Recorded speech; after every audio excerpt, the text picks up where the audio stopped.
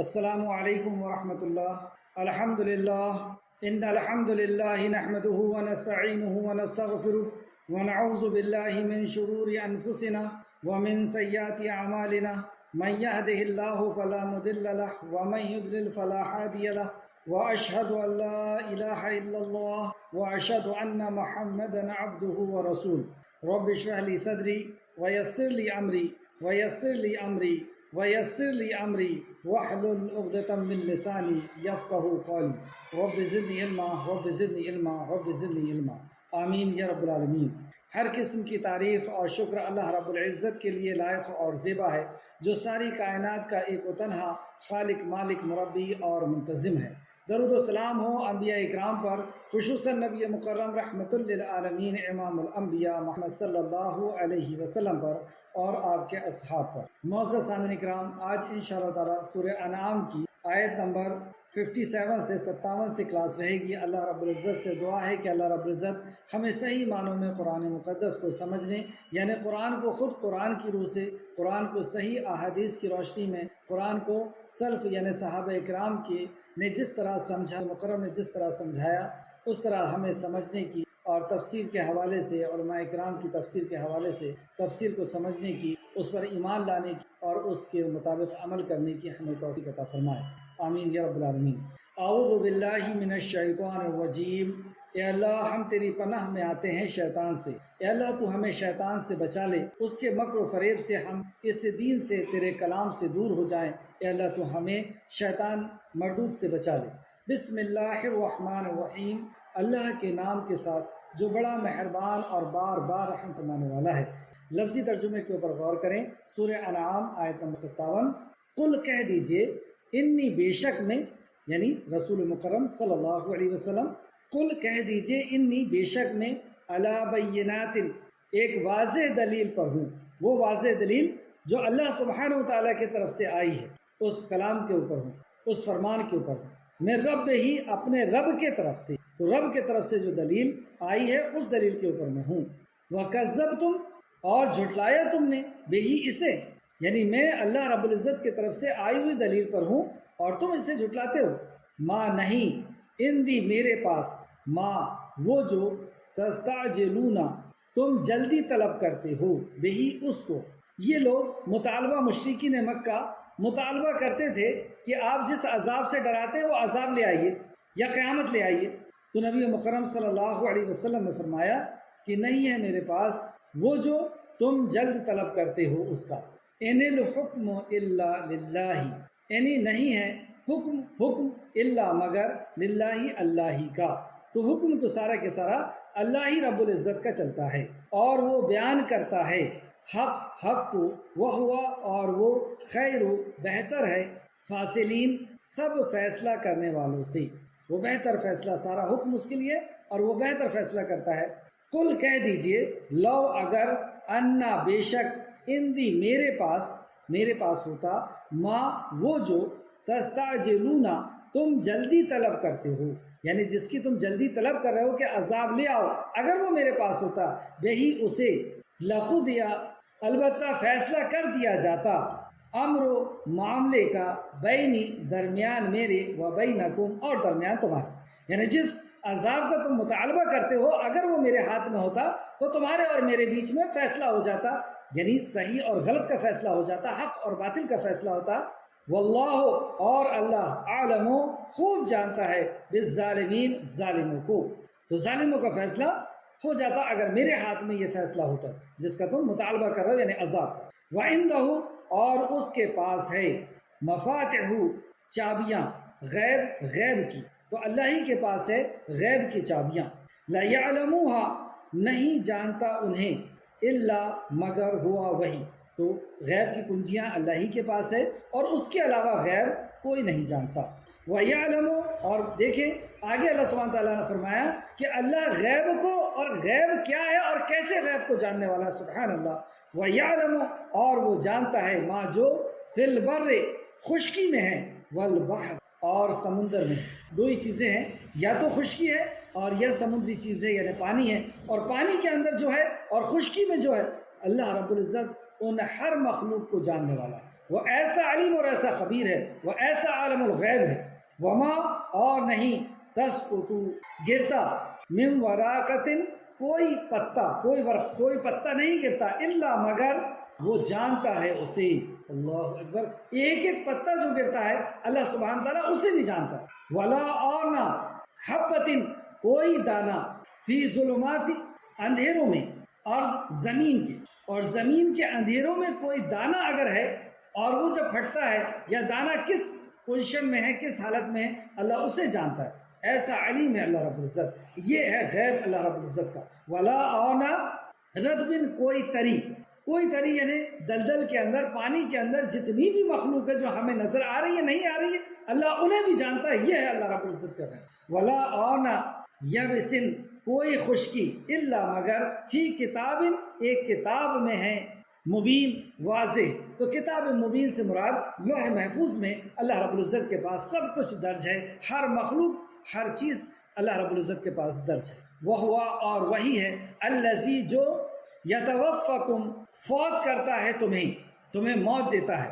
یہاں پہ دو قسم کی موت کا ذکر ہے، موت کبریٰ اور موت صغریٰ، یعنی چھوٹی موت وہ جب ہم سوتے ہیں تو اس کا اللہ سبحانہ تعالیٰ نے ذکر کیا۔ وہ ہوا اور وہی ہے الذی جو یتوفاکم فوت کرتا ہے تمہیں باللیل رات کو تمہیں موت دیتا ہے، فوت کرتا ہے۔ وَيَعْلَمُ اور وہ جانتا ہے ما جو جرح تم کمائی کرتے ہو تم بالنہار دن میں، ثم پھر یبعثوکم وہ اٹھاتا ہے تمہیں فی اس میں لیقضی تاکہ پورا کیا جائے اجل مسمى وقت مقرر۔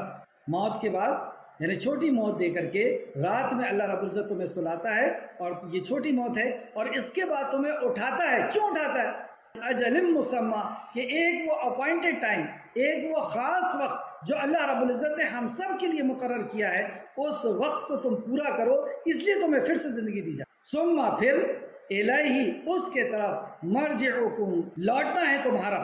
جب وہ خاص وقت موت کا آ جائے گا اس کے بعد کیا ہوگا؟ ثم پھر الیہ اس کے طرف، اس رب کی طرف، مرجعکم لوٹنا ہے تمہارا۔ ثم پھر ینبئکم وہ بتائے گا تمہیں بما جو کنتم تھے تم تعملون تم عمل کرتے۔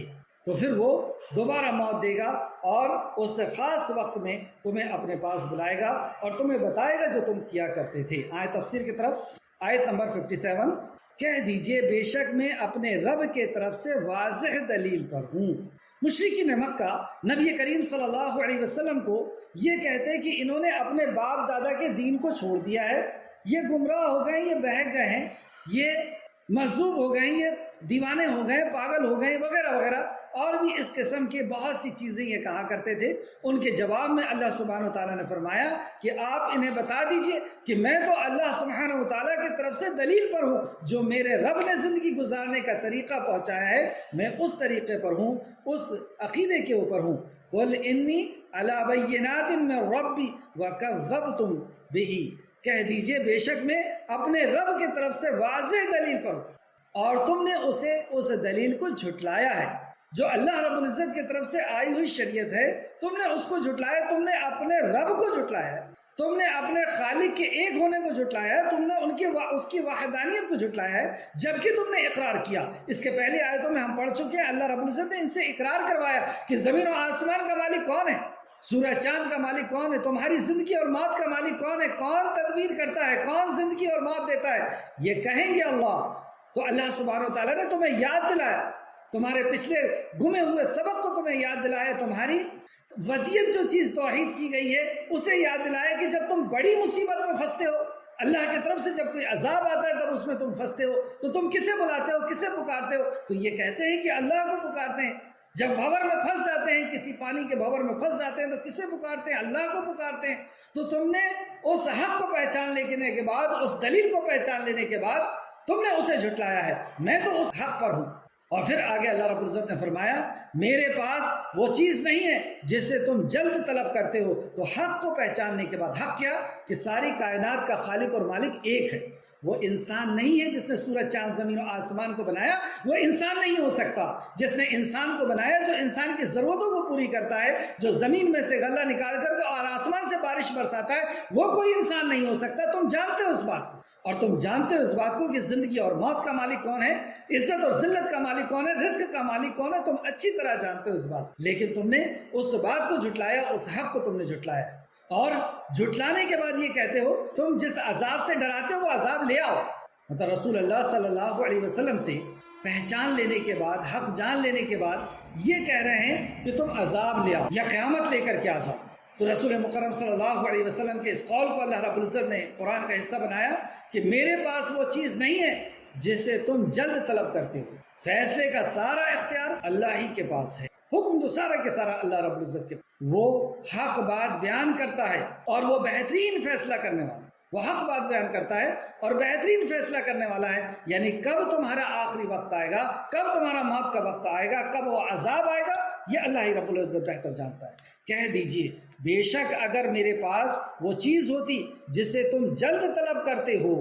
کون سی چیز؟ اگر عذاب کا میرے پاس حق ہوتا، پاور ہوتا جس کا تم جلدی طلب کرتے ہو، تو میرے اور تمہارے درمیان معاملہ کب کا چپ کر دیا گیا ہوتا. یعنی میں اور تم دونوں میں کون سچا ہے، کون اللہ کی طرف سے دلیل پر ہے، کون سچ پر ہے اور کون جھوٹ پر ہے، تم نے اصل میں مطالبہ کیا ہے تو یہ فیصلہ کب کا پورا ہو جاتا.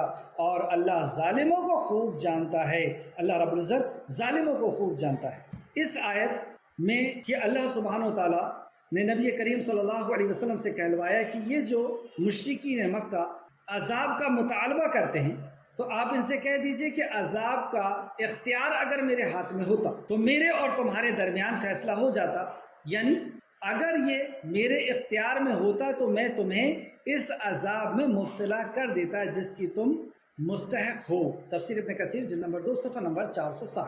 ایک حدیث ہم پڑھتے ہیں، مشہور حدیث، کہ نبی مکرم صلی اللہ علیہ وسلم جب طائف تشریف لے گئے اور لوٹ کر کے آ رہے تھے تو آسمان سے فرشتوں کا نزول ہوا جبرائیل علیہ السلام کے ساتھ، پہاڑ کے فرشتے، اور انہوں نے کہا کہ آپ اگر حکم دے دیں تو ہم ان کے اوپر پہاڑ کو گرا دیتے ہیں جس سے یہ پس جائیں گے، ختم. تو رسول اللہ صلی اللہ علیہ وسلم نے انہیں منع کیا. یعنی اس پاور جب دے دیا گیا، اختیار دے دیا گیا اللہ کی طرف سے، عذاب لے آؤ، تو نبی کریم صلی اللہ علیہ وسلم نے عذاب کا انکار کیا کہ مجھے امید ہے کہ ان کی پشتوں سے توحید پرست نکلے گی. تو آیت یہ کہہ رہی ہے کہ اگر میرے پاس اختیار ہوتا تو میں فیصلہ کر دیتا. اور یہاں پر حدیث یہ بتا رہی ہے کہ اختیار مل گیا اور رسول اللہ نے منع کر دیا. تو بظاہر ہمیں ایسا لگ رہا ہے کہ یہ بات آپس میں ٹکرا رہی ہے، لیکن ایک بات اچھی طرح سمجھ لیں کہ اللہ کے کلام سے نبی کا فرمان کبھی نہیں ٹکراتا. ہمیں سمجھ میں نہیں آ رہا، یہ ہماری پریشانی، اور ہمیں چاہیے کہ ہم اس کو تفسیر کے حوالے سے سمجھیں، علماء کرام کی سنگت میں ہم اس کو سمجھیں، ورنہ صحیح حدیث قرآن سے کبھی نہیں ٹکراتا. اور قرآن کبھی صحیح حدیث سے، مطلب نبی کریم صلی اللہ علیہ وسلم کی بات اللہ کی بات سے ٹکرائے، ایسا کبھی نہیں ہوتا. تو یہاں پر جو عذاب کا مطالبے کی بات کی گئی ہے یہ مکہ کا معاملہ ہے، اور طائف کا وہ سفر تھا جہاں پر نبی کریم صلی اللہ علیہ وسلم نے یہ کہا تھا، جو صحیحین کی حدیث ہے، امام بخاری اور مسلم دونوں نے روایت کیا، اور تفسیر ابن کثیر نے اس آیت کی تفسیر میں اس کو لے کر کے آیا صفحہ نمبر 460 کے اندر. حضرت عائشہ رضی اللہ عنہا سے اس طرح مروی ہے کہ انہوں نے رسول اللہ صلی اللہ علیہ وسلم کی خدمت میں عرض کیا، اے اللہ کے رسول صلی اللہ علیہ وسلم، کیا آپ پر یوم احد سے بھی زیادہ سخت اور دن آیا ہے؟ یعنی آپ کی زندگی میں کیا احد سے زیادہ بھی سخت دن کوئی آیا؟ ہمارے ماں باپ رسول اللہ صلی اللہ علیہ وسلم پہ قربان، ہماری زندگی رسول اللہ پہ قربان، ہر دنیا کی ہر چیز سے زیادہ ہم نبی مکرم صلی اللہ علیہ وسلم سے محبت نہ کریں تو ہمارا ایمان بھی قبول نہیں. اور یہ اتنا قیمتی سوال ماں عائشہ رضی اللہ عنہا کا کہ آپ پوچھتی ہیں، یا رسول اللہ آپ کو تکلیف پوری زندگی میں جو سب سے زیادہ پہنچی ہے تو وہ احد کا دن ہوگا. نبی مکرم کو ماں عائشہ بہت قریب سے جانتی، بچپن سے ہی آپ صدیق کے گھر میں بڑی اور نبی کریم صلی اللہ علیہ وسلم کی جوزیت میں آئیں، اور آپ نے آپ کی زندگی کے اتار چڑھاؤ کو بہت قریب سے دیکھا تھا.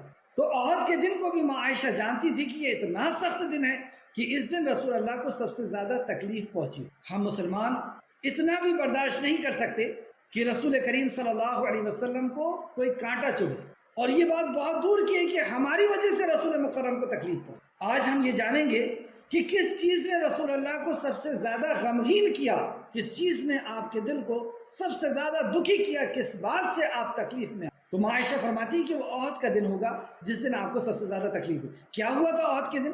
احد کا وہ جنگ تھی کہ جس میں صحابہ اکرام 70 جانشیر صحابہ جو تیروں کو اپنی چھاتی میں لیتے تھے، جو رسول مکرم صلی اللہ علیہ وسلم کے طرف آنے والے وار کو اپنے اوپر لیتے تھے، تلواروں کو اپنے اوپر لیتے تھے اور شہید ہوتے چلے گئے تھے، ایسے جان نچھاور کرنے والے 70 صحابی شہید ہوئے۔ یہ وہ سخت دن تھا کہ جس دن دوسرے راستے سے مشرکین آ کر کے اور حملہ کر دیے تھے مسلمانوں کے اوپر، نبی مکرم صلی اللہ علیہ وسلم کے ساتھیوں کو۔ یہ ایسا سخت ترین دن تھا کہ نبی کریم صلی اللہ علیہ وسلم اپنے ساتھیوں کی لاشوں کو اٹھاتے جاتے، اور ایک ایسا منظر، ایسا سخت منظر کہ جب آپ غور کریں کہ جب یہ 70 صحابی کو نبی مکرم صلی اللہ علیہ وسلم نے شہید دیکھا تو کیا دل پہ گزری ہوگی۔ اور وہیں پر جب آپ کی نظر حضرت حمزہ کے اوپر پڑی، جو آپ کے چچا بھی ہیں اور جو آپ کے ساتھی بھی ہیں، جو بچپن کے ساتھی ہیں، اور حضرت حمزہ کو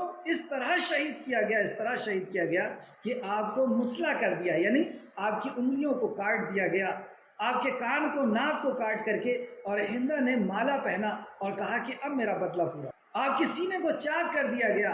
ایسی حالت میں حضرت نبی مکرم صلی اللہ علیہ وسلم کی کیا حالت ہوئی۔ اور یہی وہ جنگ تھی کہ جس میں نبی مکرم صلی اللہ علیہ وسلم کو پیچھے سے ایک بدبخت نے وار کیا، جس سے آپ ایک کھڈے میں گرے، رخ انور کے اوپر 2 سلاخیں گھس گئی، جس کو صحابی نے اپنے دانت سے نکالا کہ نبی مکرم کو کوئی تکلیف نہ پہنچے، اور رسول مکرم صلی اللہ علیہ وسلم کے دندان مبارک شہید ہوئے۔ تو یہ جو منظر تھا، یہ منظر عائشہ صدیقہ رضی اللہ عنہ کی نظر میں تھا، اس لیے آپ نے کہا کہ آپ کی زندگی میں جو سب سے زیادہ تکلیف پہنچی ہے وہ احد کا دن ہوگا۔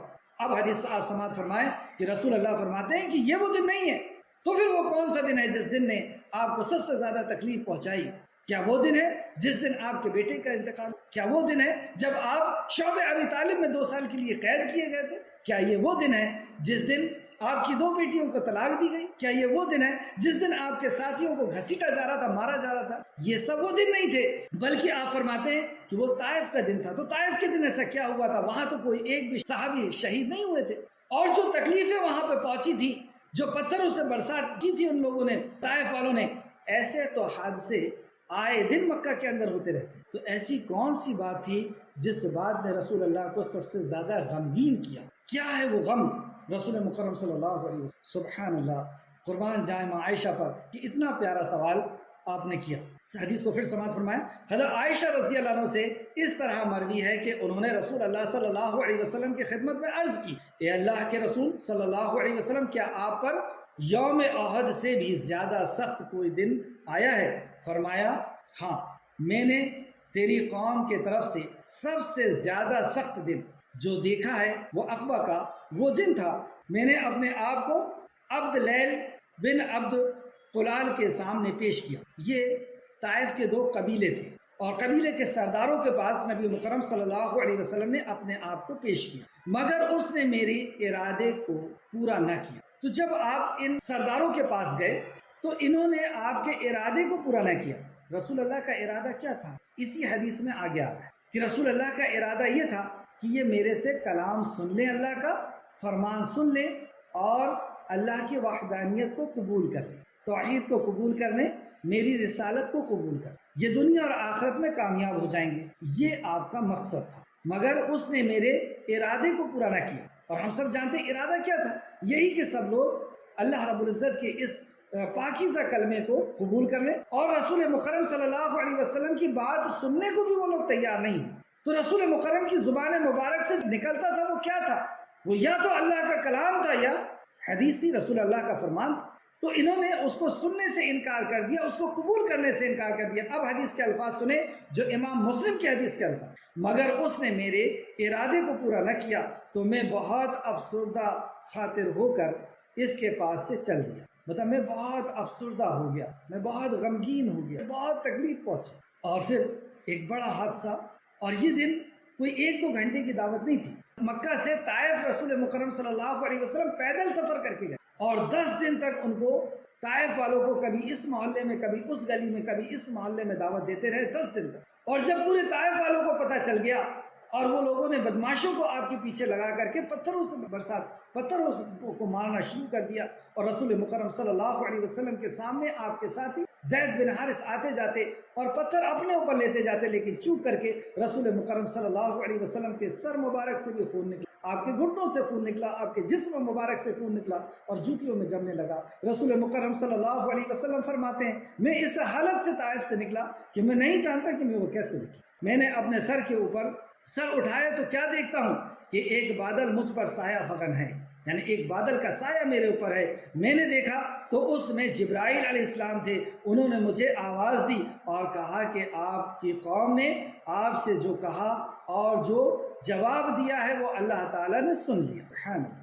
نبی مکرم صلی اللہ علیہ وسلم کی اس کیفیت کو اللہ رب العزت نے جان لیا اور جبریل کو پہنچا دیا، اور پہاڑوں کے فرشتوں کو آپ کے پاس بھیجا ہے تاکہ آپ ان کے بارے میں اسے جو چاہیں حکم دیں۔ اس کے بعد پہاڑوں کے اس فرشتوں نے مجھے بلایا، سلام کیا اور کہا اے محمد صلی اللہ علیہ وسلم، آپ کی قوم نے آپ سے جو کہا ہے اللہ تعالیٰ نے اسے سن لیا ہے، آپ کے رب نے مجھے آپ کے پاس بھیجا ہے تاکہ ان کے بارے میں آپ مجھے جو چاہیں ہو، اگر آپ چاہیں تو ان پر مکہ کے ان 2 پہاڑوں کو ان کے اوپر گرا دیتا ہوں۔ پہاڑوں کے فرشتوں نے کہا اگر آپ حکم دے دیں، دیکھیے پاور مل گیا کہ جس نے ستایا ہے، جس نے پریشان کیا، آپ حکم دے دیجئے ان پہاڑوں کو ان کے اوپر گرا دیتا ہوں، یعنی ان کو پیس کر کے رکھ دیتا ہوں۔ رسول مکرم صلی اللہ علیہ وسلم یہ ہے رحمت للعالمین۔ آپ فرماتے ہیں بلکہ میں تو یہ امید رکھتا ہوں کہ اللہ تعالیٰ ان کی پشتوں سے ایسے لوگ پیدا فرمائے گا جو اللہ اکیلے کی عبادت کریں گے۔ کیا تھی چاہت؟ وہاں جا کر کے کس چیز کی دعوت تھی؟ کس چیز کی دعوت تھی؟ کپڑے کی دعوت تھی اور بھی کسی اعمال کی دعوت؟ اصل جو دعوت ہے اس دعوت کے بعد پھر ساری دعوت، اگر اس دعوت کو قبول نہ کیا تو پھر کوئی دعوت نہیں۔ اور کیا خواہش تھی، اور ہر نبی کے آنے کا مقصد بھی یہی بتایا ان اعبدوا اللہ واجتنبوا الطاغوت۔ اب یہاں مسلم شریف کے حدیث کے الفاظ آپ سنیں، رسول اللہ صلی اللہ علیہ وسلم نے فرمایا بلکہ میں تو یہ امید رکھتا ہوں کہ اللہ تعالیٰ ان کی پشتوں سے ایسے لوگ پیدا فرمائے گا جو اللہ اکیلے کی عبادت کریں گے۔ یہ تھی خواہش کہ ایک اللہ کی عبادت ہو، اللہ کی وحدانیت کو یہ قبول کر لیں، اللہ کی توحید کو یہ قبول، اور اس کے ساتھ کسی کو شریک نہیں بنائیں گے۔ پہاڑوں کے فرشتوں سے رسول اللہ صلی اللہ علیہ وسلم نے کہا کہ مجھے تو یہ امید ہے کہ ان کی وطن سے، ان کی نسلوں سے ایسی اولادیں پیدا ہوں گی جو توحید پرست ہوں، جو شرک کرنے والی نہیں ہوں۔ مسلم شریف حدیث نمبر 1795، یہ الفاظ مسلم شریف کے ہیں، 1795 1795، اور بخاری شریف 3271 3231۔ یہاں پر ہم نے دیکھا کہ نبی کریم صلی اللہ علیہ وسلم کو پاور دیے جانے کے بعد آپ نے عذاب کو نہیں بلایا، فرشتوں سے نہیں کہا کہ ان کے اوپر عذاب دیا، اور وہاں آیت یہ کہہ رہی ہے کہ اگر میرے پاس فیصلہ ہوتا تو ہو جائے۔ تو سوال یہ ہے کہ اس حدیث اور اس آیت کہہ دیجئے کہ جس چیز کے لیے تم جلدی کرتے ہو بے شک اگر وہ میرے اختیار میں ہوتی تو میرے اور تمہارے درمیان فیصلہ ہو چکا ہوتا، اور اللہ ظالموں کو خوب جانتا ہے میں کس طرح تطبیق ہوگی، یعنی اس کو کس طریقے سے ہم سمجھیں گے۔ اس کا جواب یہ ہے، تفسیر ابن کثیر جلد نمبر 2 صفحہ نمبر 461۔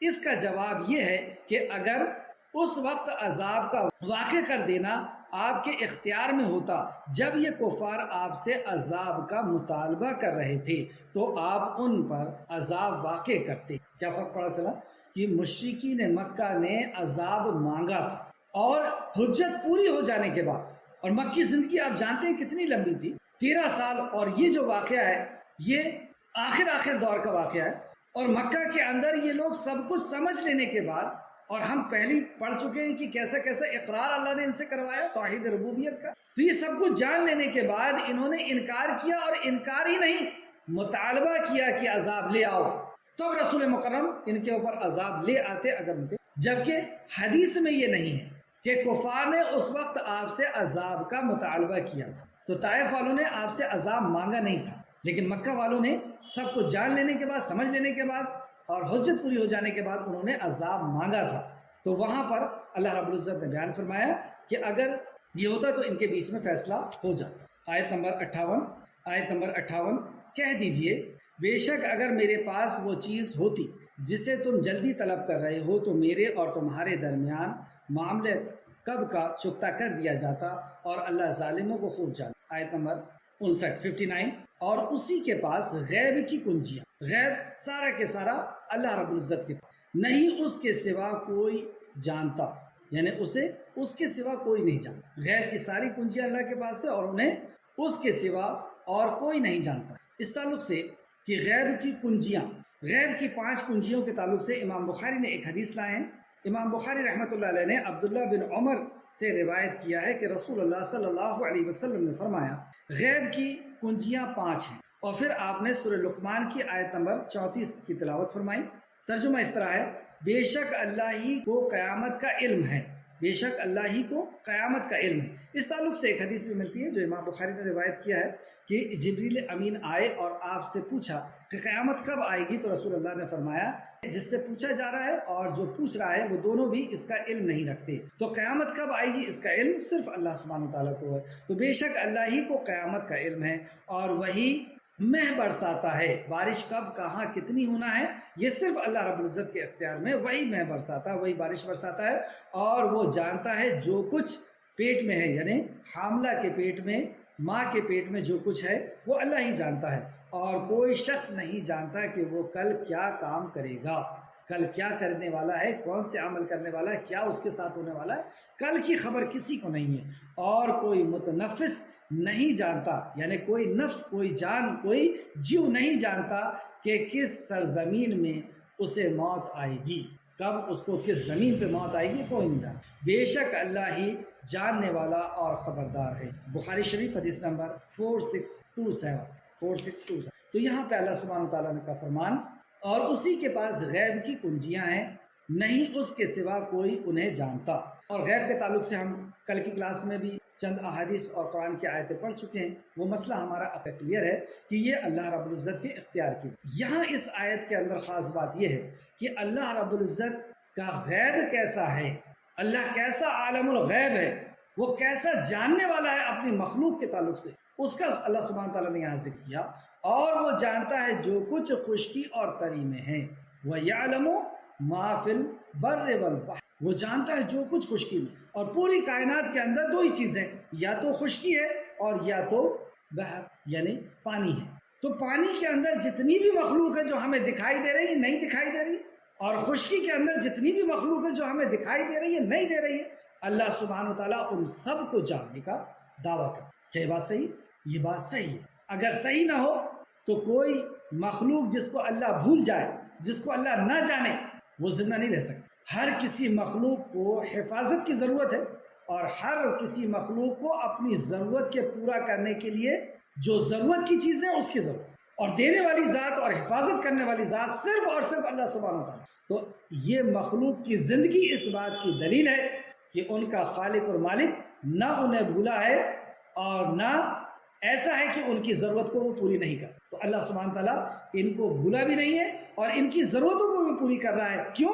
کیونکہ وہ جاننے والا ہے ہر مخلوق کو۔ تو یہاں فرمایا اللہ رہے، اور وہ جانتا ہے جو کچھ خشکی اور تری میں، سب کی اسے خبر۔ اگزامپل کے طور پر ہم کسی جانور کو لے کر کے آئیں، ایک گھر کے اندر، ایک کمرے کے اندر اسے رکھیں، اور دوسرے دن سے ہم مصروف ہو جائیں، بھول جائیں، ایک ہفتے کے بعد ہمیں یاد آئے کہ ارے فلاں کمرے کے اندر میں نے فلاں چیز کو رکھا تھا، فلاں پرندے کو رکھا تھا، یا فلاں کسی جانور کو رکھا تھا۔ ایک ہفتے بعد یاد آیا، کیا ہوگا؟ جب ہم اس کمرے میں جائیں گے تو مرا ہوگا، اسے بھول گئے، اس کی ضرورت کا ہمیں پتہ نہیں تھا، اس کی حفاظت کا ہمیں پتہ نہیں تھا، کمرے میں بند کر کے بھول۔ اسی طریقے سے اللہ سبحانہ وتعالیٰ جس مخلوق کو بھول جائے اس مخلوق کی زندگی ہو ہی نہیں سکتی۔ آگے جو اس کے آگے آیت آ رہی ہے اس میں اور بات واضح ہوتی ہے کہ اللہ ہمیں کتنا قریب ہے، اس کو جاننے والا، ہم کتنا قبضے کے اندر ہیں اللہ سبحانہ وتعالیٰ۔ تو یہاں پہ اللہ نے فرمایا، اور وہ جانتا ہے جو کو خشکی اور تری میں ہے، اور کوئی پتا ایسا نہیں گرتا جسے وہ نہ جانتا۔ پیڑ کو ہم نہیں گن سکتے پورے دنیا کے لوگ میں، وہ پیڑوں کی بات نہیں کرتا، وہ ساری کائنات کے اندر جتنے پیڑ ہیں، جب وہ پتا اس پیڑ کو چھوڑتا ہے زمین پہ گرتا ہے، ان ایک ایک پتے کی خبر رکھنے والی وہ ذات، وہ علیم اور خبیر ذات ہے، یہ ہے اس کا غیب۔ اور زمین کے اندھیروں میں کوئی دانہ ایسا نہیں، یعنی کوئی دانہ ایسا نہیں پھٹتا جسے اسے خبر نہ۔ زمین کے اندر ہم دانے لگاتے ہیں، زمین بھی ایک جیسی ہوتی ہے، دانہ بھی ایک جیسا ہوتا ہے، سورج کی روشنی یعنی تپش بھی ایک جیسی، بارش بھی ایک جیسا، لیکن کئی دانے خراب ہو جاتے ہیں اور کئی دانے جی اٹھتے ہیں. یعنی دانہ جو ہوتا ہے مردہ ہوتا ہے، زمین کے اندر اس کو کسان ڈالتا ہے اور ایک خاص ٹیمپریچر اس کو ملتا ہے دھوپ سے اور پانی اس کو پہنچتا ہے اور زمین کے اندر وہ دانہ پھٹتا ہے اور وہ معمولی سا پودا زمین کو چیرتا ہوا زمین سے باہر، لیکن وہیں پہ کئی دانے مر جاتے ہیں. کیوں مر جاتے ہیں؟ اس کا مطلب وہ خود سے زندہ نہیں ہوتے، کوئی ذات ہے جو انہیں زندہ کرتی اور زندہ کر کے اسے ایسی طاقت فراہم کرتی ہے کہ وہ زمین کو چیرتا ہوا زمین کے باہر نکلے. تو اسے وہی ہے جو جانتا ہے کہ کون سا دانہ اسے نکالنا ہے اور کون سے دانے کو اسے. اور زمین کے اندھیروں میں دیکھیں، زمین کے اندر بھی اندھیرا، ماں کے کوکھ کے اندر بھی اندھیرا، اور وہاں اللہ رب العزت اسے تراشتا. اور جو یہ پودا نکل رہا ہے، اس پودے کو پتا ہے کہ اس پودے کے اندر کس نے وہ چپ ڈال دیا، کس نے وہ پروگرامنگ ڈال دی، کس نے وہ اس کی زندگی گزارنے کا طریقہ ڈال دیا. وہ ہے وہ اللہ کہ اسے کون سے کلر کی پتی لانا ہے، اس کی پتی کا شیپ کیسا ہوگا، اس کی خوشبو کیسی ہوگی، اس کا پھول کیسا ہوگا، اس کا کب پتجھڑ آنا ہے، کب پھول آنا ہے، کب پھل آنا ہے، پھل کے اندر ٹیسٹ کیا ہوگا، اس کے اندر وٹامن کیسا ہوگا، اس کا ذائقہ کیسا ہوگا، اس کا شیپ کیسا ہوگا، اس کا کلر کیسا ہوگا، ہر کچھ کو وہ جاننے والا ہے. اور اس رب نے اس کے اندر، اس پودے کے اندر وہ پوری پروگرامنگ، پورا اس کا لائف اسٹائل جو ہے وہ ڈال دیا. تو اللہ نے فرمایا اور زمین کے اندھیروں میں کوئی دانہ ایسا نہیں پھٹتا جسے وہ جانتا نہ ہو، اور کوئی تر چیز اور کوئی خشک چیز ایسی نہیں جو واضح کتاب میں لکھی ہوئی نہ. اللہ اکبر.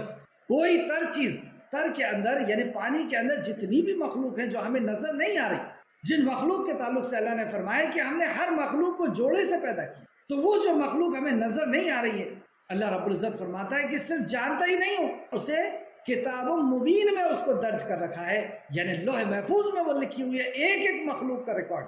ایسی نہیں جی رہا ہے اور ایسی نہیں یہ دنیا چل رہی کہ اس کا بنانے والا ان مخلوق کو بھول گیا. ایک ایک مخلوق کو وہ جانتا ہے، کیا ضرورت ہے، کب اس کی ضرورت پوری کرنا ہے، کیسی اس کی حفاظت پوری. اللہ رب العزت نے فرمایا وہ آنکھوں کی خیانت کو جانتا ہے، اور وہ جانتا ہے جو سینے چھپاتے ہیں. اللہ، وہ آنکھوں کی خیانت کو جانتا ہے. کسی مرد نے کسی خاتون کی طرف دیکھا تو اس کی آنکھوں کے اندر خیانت تھی، اور کتنی خیانت تھی، اور اس کے دل کے اندر کیا بات گزری تھی وہ اس کو بھی جانتا. وہ آنکھوں کی خیانت کو جانتا. کتنی آنکھیں!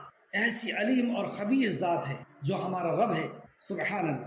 اور ہم خوش نصیب ہیں کہ اس رب کے سامنے ہاتھ پھیلاتے ہیں، اس کو سجدہ کرتے ہیں، اس سے دعا کرتے ہیں، اس کو اپنا حاجت روا اور مشکل کشا سمجھتے ہیں، مانتے ہیں اور اس سے مانگتے ہیں، اور اس سے مانگ کر کے کبھی مایوس نہیں ہوتے. سبحان. لیکن وہیں پہ اللہ رب العزت حساب لینے والا بھی ہے، خبر رکھنے والا بھی ہے، اور وہ ہمیں ہمارا حساب لے. اب اللہ رب العزت کے علم کے تعلق سے کہ وہ اپنے بندے کے اوپر کیسا کمانڈ رکھتا ہے، اس کے تعلق سے یہ آیت دیکھیں. آج کی کلاس کی آخری 2 آیتیں، آیت نمبر 60. اور وہی ہے اللہ جو رات کو تمہیں فوت کرتا ہے. یہاں پہ 2 موتوں کا ذکر ہے، ایک وفات صغرا اور دوسری وفات اکبر یا وفات کبرا. وفات صغرا یعنی چھوٹی وفات، چھوٹی موت، اور دوسرا بڑی موت. تو یہ دونوں موتوں کا ذکر قرآن میں 3 مقام پر آیا ہے.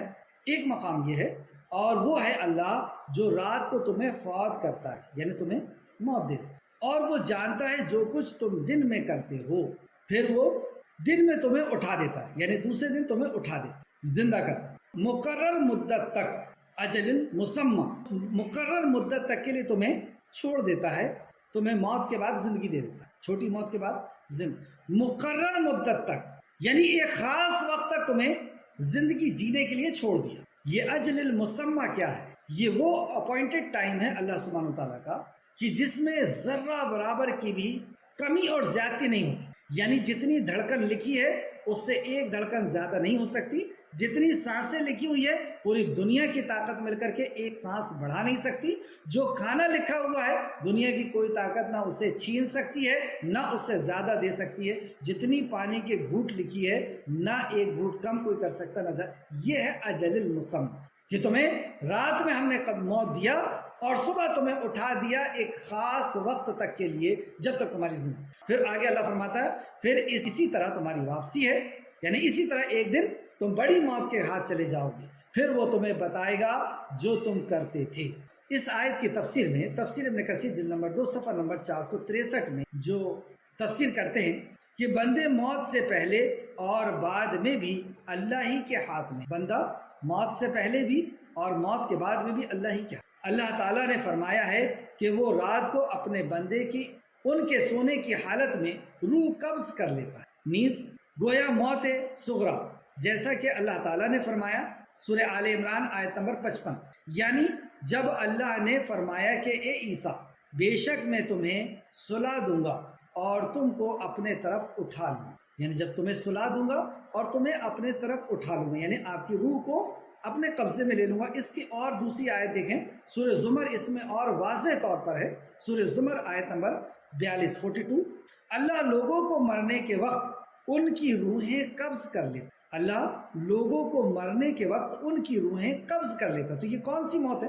اور جس کی موت نہیں آئی، پھر آگے اللہ نے فرمایا اور جس کی موت نہیں آئی، تو یہاں پہ ایک موت سے دوسری موت کا ذکر ہو رہا ہے، یعنی موت چھوٹی موت سے بڑی موت کا ذکر ہو رہا ہے۔ پھر سے آیت سماعت فرمائے اللہ لوگوں کو مرنے کے وقت یعنی سونے کے وقت ان کی روحیں قبض کر لے، اور جس کی موت نہیں آتی یعنی بڑی موت نہیں آتی اسے اس کی نیند میں قبض کر لیتا ہے، اور جس کی موت نہیں آئی ہوتی اسے اس کی نیند میں قبض کر لیتا ہے، پھر جن پر اس نے موت کا فیصلہ کر دیا ہو ان کو روک رکھتا ہے۔ تو جو سو جاتے ہیں اور ان کی موت کا یعنی فائنل موت کا، بڑی موت کا فیصلہ اگر ہو جاتا ہے تو سوئے ہوئے ہی ان کو روک لیتے۔ اس لیے بعض دفعہ ہم کہتے ہیں کہ ارے وہ سوئے تھے، سوئے کے سوئے رہ گئے، تو وہ چھوٹی موت میں تھے اور چھوٹی موت سے بڑی موت میں تبدیل ہو گئے۔ لیکن جن کی موت کا وقت نہیں آتا تو اللہ سبحانہ تعالیٰ فرماتا ہے کہ ہم انہیں چھوڑ دیتے اور باقی روحوں کو ایک وقت مقرر تک کے لیے چھوڑ دیتے ہیں، وہی اجل المسمى، کہ ایک خاص ٹائم تک کے لیے ان کو چھوڑ دیا جاتا۔ سونے کے تعلق سے ایک حدیث سے اور پتہ چلتا ہے، یہ دو موت کے تعلق سے سیدنا ابو ہریرہ رضی اللہ عنہ بیان کرتے ہیں رسول اللہ صلی اللہ علیہ وسلم نے فرمایا جب تم میں سے کوئی شخص اپنے بستر کے طرف آئے تو بسم اللہ پڑھ کر اپنے کپڑے کے کونے سے اسے 3 مرتبہ جھاڑ لے، یعنی جو بستر ہے اس کو کسی کپڑے سے 3 مرتبہ جھاڑ لے، اس لیے کہ صاف کر لے، اس لیے کہ اسے نہیں معلوم کہ اس کے اٹھ جانے کے بعد اس پر کون آیا تھا، یعنی اس بستر پر کون آیا تھا، کون سا شیطان تھا، ابلیس تھا، کیا تھا تم نہیں جانتے، اس لیے اس کو جھاڑ دو۔ پھر یہ دعا پڑھو بسمک ربی وضعت جنبی وبک ارفع ان امسکت نفسی فارحمها وان ارسلتها فاحفظها بما تحفظ به عبادك الصالحین۔ اے میرے رب، میں نے تیرے نام کے ساتھ اپنا پہلو رکھا اور تیری توفیق ہی سے اسے اٹھایا ہے، یعنی اگر تیری توفیق نہیں ہوتی تو میں اس بستر سے نہیں اٹھ پاتا، تو میں نے تیرے نام کے ساتھ اپنے آپ کو تیرے سپرد کرتا ہوں، یعنی سوتا ہوں اور تیری توفیق ہی سے اسے اٹھاؤں گا، اور میں اپنی جان کو تیری ہی توفیق سے اٹھا سکتا۔ اگر تو میری نفس کو روک لے تو اس پر رحم فرما، یعنی میں سویا ہوں اور سوئے ہوئے اگر تو نے مجھے روک لیا، میری موت ہو گئی فائنل، تو تو اس پہ رحم فرمانا اے میرے آقا، اور اگر تو اسے چھوڑ دے، اس کو اس چیز سے حفاظت کر جس چیز سے تو اپنے نیک بندوں کی حفاظت کر۔ یہ اتنی پیاری دعا جو صحیح ہے کی ہے، بخاری اور مسلم دونوں روایت کیا ہے، ہم اس کو پڑھیں کہ اللہ ہم تیرے نام کے ساتھ سوتے ہیں اور تیری ہی توفیق سے اگر تو اٹھائے گا تو ہم اٹھیں گے، یا اللہ اگر تو نے روک لیا یعنی ہماری موت ہوگی تو اللہ ہم پر رحم فرما دینا، اور اگر تو نے واپس لوٹا دیا تو ان ساری چیزوں سے ہماری حفاظت کرنا جن چیزوں سے تو اپنے نیک بندوں کی حفاظت فرماتا ہے۔ بخاری شریف حدیث نمبر 6320 اور مسلم شریف حدیث نمبر 2714 آگے آئیں۔ اس موت کے بعد اللہ سبحانہ تعالیٰ نے فرمایا حتیٰ کہ جب تم میں سے کسی کی موت آتی ہے، حتیٰ کہ تم میں سے جب کسی کی موت آتی ہے تو ہمارے فرشتے اسے فوت کرتے ہیں۔ جب فائنل موت، یہاں پر ایک قابل غور بات کہ اللہ رب العزت اپنے قبضے میں ہماری روحوں کو لیتا ہے جب ہم سوتے ہیں، یعنی نیند اس وقت تک نہیں آ سکتی جب تک اللہ رب العزت اپنے قبضے میں نہ لے۔ تو ہمارا رب ہمارے کتنے قریب ہے، ہماری ضرورتوں کو کس قدر جانتا ہے۔ اور ایک کمال کی بات کہ کوئی آ کر کے ہمیں اٹھاتا ہے اور اللہ اسے جان لیتا ہے اور ہماری روح کو واپس ہمارے جسم میں پہنچا کر کے ہمیں اٹھا دیتا ہے۔ یہ وہ علیم اور خبیر ذات ہے جس کو ہم بھولے ہوئے ہیں، لیکن ایک لمحہ بھی وہ ہمیں بھولا ہوا نہیں۔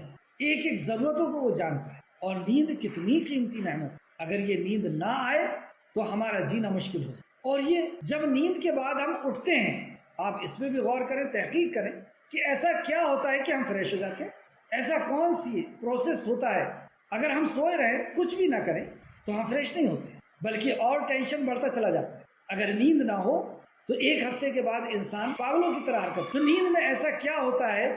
یہ ہے اللہ رب العزت کے قبضے میں جب ہم جاتے ہیں، اور جب وہ چھوڑتا ہے فریش ہو کے کہ ہماری روح آ جائے. اور جس دن وہ چاہے گا وہ ہمیں روک لے گا. تو اللہ رب العزت ایسا علیم اور خبیر کہ ہماری ضرورتوں کو جانتا ہے اور ہمیں اپنے قبضے میں لیتا ہے اور چھوڑتا. اب جب ہماری فائنل موت ہونے والی، اس کے تعلق سے اللہ نے ذکر کیا، حتیٰ کہ جب تم میں سے کسی کو موت آتی ہے تو ہمارے فرشتے اسے فوت کرتے ہیں، یعنی اسے موت دے، اور وہ اس میں کوتاہی نہیں کرتے. تو اللہ رب العزت کا جو خاص ٹائم ہے اجل مسمى، اس میں کوتاہی نہیں کرتے. وہ تمہارے رونے چیخنے سے ایک لمحہ تمہیں زیادہ دینے والے نہیں. پھر وہ اللہ کے طرف لوٹائے جاتے ہیں. پھر جب فرشتہ روح کو کھینچ لیتا ہے تو وہ اللہ کی طرف لوٹائے جاتے ہیں جو ان کا سچا مالک ہے. اور واقعی جب کسی کی موت ہوتی ہے تو لوگ کیا کہتے ہیں؟ یہ اوپر والے کے پاس چلا گیا، یہ مالک کے پاس چلا گیا، یہ اللہ کے. کوئی یہ نہیں کہتا کہ فلاں کے پاس چلا گیا، حقیقی مالک کے پاس چلا گیا. جہاں سے یہ آیا تھا وہاں یہ چلا گیا. تو وہ کوئی بھی یہ نہیں کہتا کہ فلاں کے پاس سے آیا تھا فلاں کے پاس گیا. تو پھر وہ اللہ کے طرف لوٹائے جاتے ہیں جو ان کا سچا مالک ہے. خبردار، فیصلے کا سارا اختیار اسی کے پاس. خبردار ہو جا اللہ، کہ فیصلے کا سارا اختیار صرف اور صرف اللہ، اور وہ بہت جلد حساب لینے والا ہے. موت کے تعلق سے ایک حدیث دیکھیں کہ موت کس طرح آتی ہے. چنانچہ حضرت ابو ہریرہ رضی اللہ عنہ نے بیان کیا، رسول اللہ صلی اللہ علیہ وسلم نے فرمایا، بے شک میت کے پاس فرشتے آ جاتے ہیں، یعنی جو مرنے والا ہے اس کے پاس فرشتے آتے ہیں. اگر آدمی نیک ہو تو وہ کہتے ہیں کہ اے پاک جان. اگر وہ نیک شخص ہے تو وہ کہتے ہیں. دیکھیں، ہم سب کے پاس ایک دن ایسا ضرور آنا ہے کہ موت کا فرشتہ آئے. اور موت کا فرشتے دو قسم کے ہیں. ایک نیک لوگوں کے پاس آنے والے جو اللہ رب العزت کے مطابق زندگی جیے ہیں، اور ایک وہ لوگ جنہوں نے منمانی زندگی جیے ہیں، جنہوں نے جھوٹے طریقوں پر جنہوں نے زندگی جیا ہے، غیر شرعی طریقوں سے زندگی جیا ہے. تو ایک وہ شخص، اور ہم سب کے پاس یہ فرشتہ ہے. تو یہ فرشتہ آ کر کے کیا کہنے والا ہے؟ اگر نیک شخص ہے تو کہنے والا، اگر آدمی نیک ہو تو وہ کہتے ہیں کہ اے پاک جان، تو نکل، تو اس پاک جسم سے نکل. پاک جسم جو پاکی کا بھی خیال رکھتا ہے اور پاک چیزوں سے وہ بنا ہے، یعنی حلال کمائی کھا کر کے پاک جسم میں تھا. نکل، تو قابل ستائش ہے، یعنی تو قابل تعریف ہے. تجھے آرام، خوشبودار پھلوں اور ناراض نہ ہونے والے رب کی خوشخبری. بار بار وہ کہتے ہیں کہ اے پاکیزہ روح، پاکیزہ جسم سے نکل، تجھے آرام اور خوشبودار پھلوں اور ناراض نہ ہونے والے رب کی خوشخبری دی جاتی ہے. اس کے بار بار یہ کہا جاتا ہے حتیٰ کہ وہ روح نکل جاتی ہے. دوسری حدیث میں آتا ہے کہ روح اتنی آسانی سے نکلتی ہے جیسے مسکیزے میں سے پانی نکلتا ہے، جیسے بدنے میں سے پانی نکلتا ہے. نل کو آپ کھولتے ہیں اور پانی آسانی سے نکلتا ہے، ایسے آسانی سے نکل جاتی ہے، کیونکہ وہ فرشتے کی ندا کو سمجھ لیتے ہیں کہ ہمیں اس رب نے بلا لیا ہے، ہمیں اس رب کی جو ہے خوشنودی کی طرف بلایا جا رہا ہے، ہمارا رب ہم سے راضی ہو گیا. تو وہ فوراً نکلتے، پھر اسے آسمان تک پہنچا دیا جاتا ہے. آسمان تک پہنچائے جانے کے بعد ایک پروسیس اور آتا ہے جو دوسری حدیث سے ہمیں پتہ چلتا ہے کہ دوسرا فرشتہ دور سے بیٹھ کر کے دیکھتا رہتا ہے، اور جیسے یہ روح نکالنے والا فرشتہ اس کی روح نکالتا ہے، وہ دوسرا فرشتہ پاس میں پہنچتا ہے اور کہتا ہے اس روح کو مجھے دے دو. فوراً اس روح کو دیا جاتا ہے، اور یہ فرشتہ اس کے لیے لباس لے کر کے آتا ہے، جنت کا کفن لے کر کے آتا ہے، اس روح کو اس میں لپیٹتا ہے، اور اس میں سے ایسی خوشبو، ایسی مشک نکلتی ہے جو زمین والوں نے کبھی نہیں. اور پھر وہ اس کو لے کر کے چلتا ہے مرحبا کہتے ہوئے. فرشتے راستے میں ملتے ہیں اور کہتے ہیں یہ کون پاکیزہ روح ہے اور کس پاکیزہ جسم سے آ رہی ہے. فرشتے بتاتے ہیں یہ فلاں بن فلاں ہے، اور مرحبا، خوش آمدید آسمان کی طرف چڑھتا ہے. اور فرشتے اسی طریقے سے اس کا استقبال کرتے ہیں. پہلے آسمان پہ یہ پہنچتا ہے جس کا ذکر یہاں پہ ہوا، پھر آسمان تک پہنچا دیا جاتا ہے. اس کے لیے دروازے کھولنے کا کہا جاتا ہے، پوچھا جاتا ہے، یعنی فرشتہ جو آسمان کا فرشتہ ہے وہ پوچھتا ہے، وہ دروازے کا فرشتہ پوچھتا ہے کون ہے؟ کہا جاتا ہے کہ یہ فلاں ہے. وہ کہتا ہے پاک نفس وہ خوشخبری، خوش آمدید، مطلب اس فرشتے کو بھی پتا ہے کہ آج کون کون سی پاکیزہ روحیں آنے والی ہیں۔ جیسی وہ نام سنتا ہے اور دروازے کو کھولتا ہے، اچھے آؤ پاکیزہ جسم، خوش آمدید پاکیزہ جسم سے تم آ رہی ہو، داخل ہو جاؤ اس حال میں۔ اب وہ فرشتہ جو دروازے کا فرشتہ، آسمان کا فرشتہ، وہ کہتا ہے داخل ہو جاؤ اس میں کہ تو قابل ستائش ہے، تعریف کے قابل ہے، تجھے آرام اور خوشبودار پھلوں اور ناراض نہ ہونے والے رب کی خوشخبری ہو۔ کہا جاتا ہے کہ حتیٰ کہ اسے اس آسمان تک پہنچا دیا جاتا ہے جہاں اللہ تعالیٰ کی ذات گرامی ہے، یعنی ایک آسمان سے دوسرے آسمان، وہاں پہ بھی یہی پروسیس ہوتا ہے، پھر تیسرے آسمان، اور ایسی مرحبا اور خوش آمدید کہتے ہوئے اس روح کو وہاں تک پہنچا دیا جاتا ہے جہاں پہ اللہ رب العزت کی ذات مبارک ہے، اور وہاں سے پہنچ کر کے یہ جگہ ہے علیین، جہاں پہ نیک لوگوں کی روحوں کو اللہ سبحانہ و تعالیٰ درج کرواتا ہے، اور پھر اس کے بعد یہ قبر کے اندر داخل کیے جاتے ہیں۔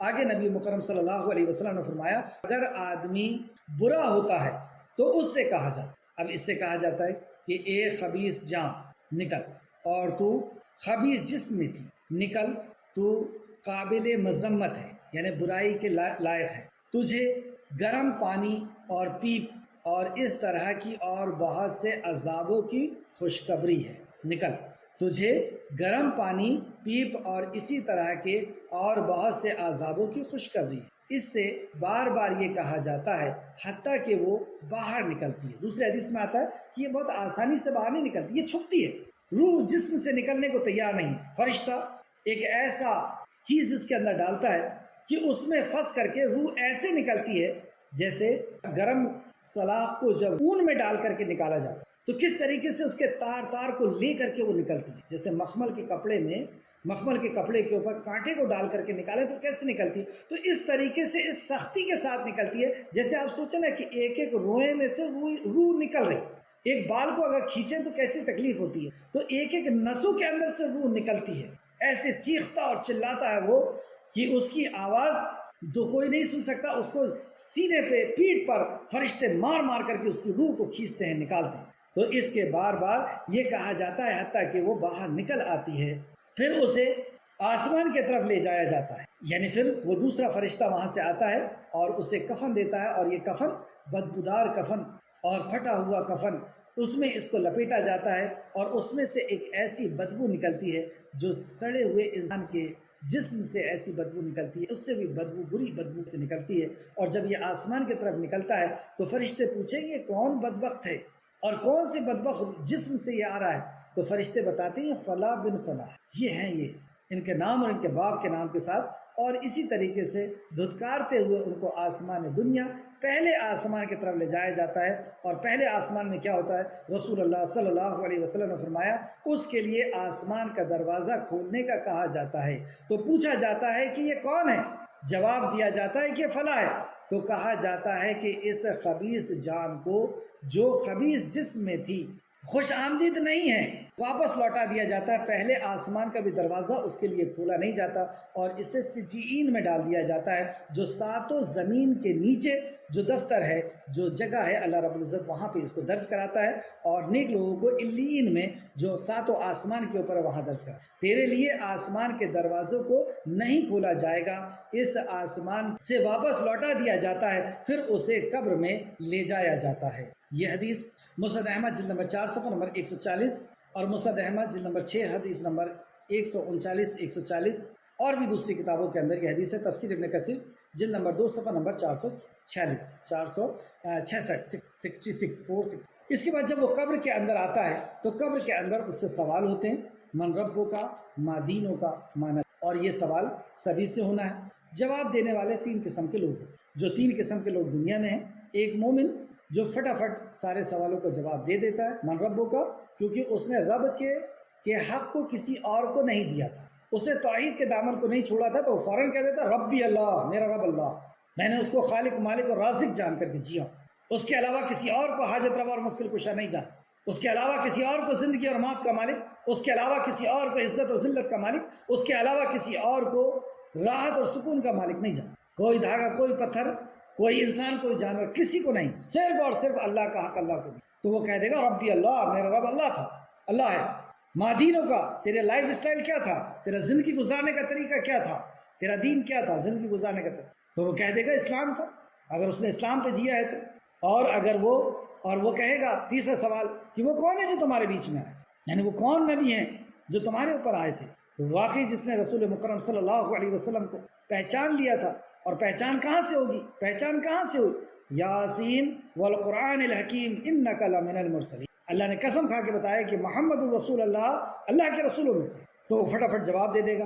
لیکن دوسرا شخص ہوگا جو کہے گا مجھے کہا جاتا تھا کہ رب اللہ ہے، مجھے کہا جاتا تھا کہ دین اسلام ہے، مجھے کہا جاتا تھا، یعنی یہ وہ شخص ہے جو شک والا شخص، یہ ہے وہ منافق، اور اس کا انجام بھی برا ہوگا۔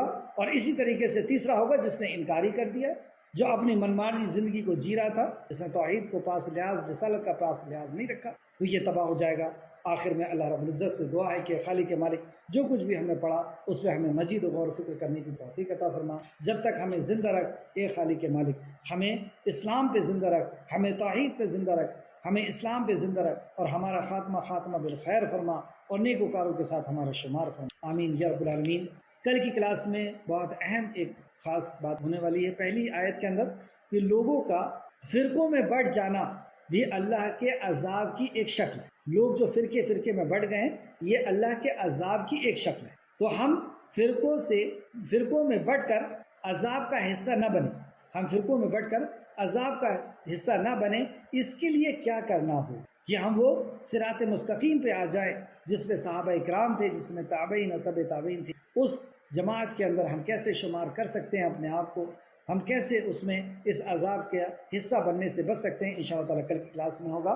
السلام علیکم ورحمۃ اللہ وبرکاتہ۔